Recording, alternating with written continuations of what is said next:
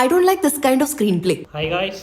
So just ఇప్పుడే GPS గాయపడ్డ సింహం ట్రైలర్ అయితే రిలీజ్ అయింది. ఈ మధ్య తరుణ్ భాస్కర్ గారు మూవీస్ కంటే అంటే డైరెక్షన్ డిపార్ట్మెంట్ కంటే యాక్టింగ్ చాలా ఎక్కువ ఫోకస్ పెట్టారు. సార్ EN2 కోసం వెయిట్ చేస్తున్నాం సార్, అదే త్వరగా రిలీజ్ చేస్తే బాగుంటుంది కదా.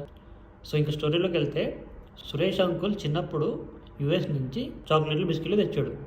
అది తెచ్చుకోవడానికి వాళ్ళ ఇంటికి వెళ్తే వాళ్ళ మదర్ ఏమో, నీకు చాక్లెట్స్ కావాలనుకుంటే నువ్వు US పో, ఆడ తెచ్చుకో అని చెప్పేసి అన్నారు. సో ఆ ఒక్క పాయింట్ తోటి జేబులో చేతులు పెట్టుకుని అలా అనుకున్నారు మన తరుణ్ భాస్కర్ గారు. But due to many reasons వల్ల తను యూఎస్కి వెళ్ళలేదు. మధ్యలో మన ట్రంప్ మామ ఒక ముట్టుకాయ వేశారు, దానివల్ల కూడా ఆయన యూఎస్కి వెళ్ళలేదు. మరి ఫైనల్గా తను వెళ్ళారా లేదా అండ్ సినిమాలో ఎక్కడో ఒక చిన్న గ్లిమ్స్ లాగా ఫాస్ట్ కట్లో ఒక తలకాయ పోలీస్ స్టేషన్ నుంచో లేదంటే సంథింగ్ ఏదో హౌస్ నుంచి పడినట్టు చూపించారు. మరి దానివల్ల సినిమా ఏమైనా మారుతుందో చూడాలి.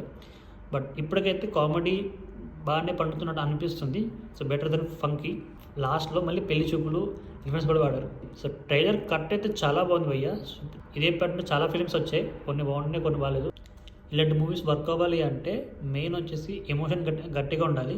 తరుణ్ భాస్కర్ గారికి USA వెళ్ళడానికి మెయిన్ రీజన్ ఏంటి?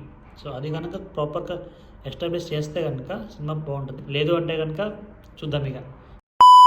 పెళ్లి చూపుల మీద మీ ఒపీనియన్ ఏంటి? యావరేజ్ సినిమా ఓవర్ హైప్ అయింది అంతే.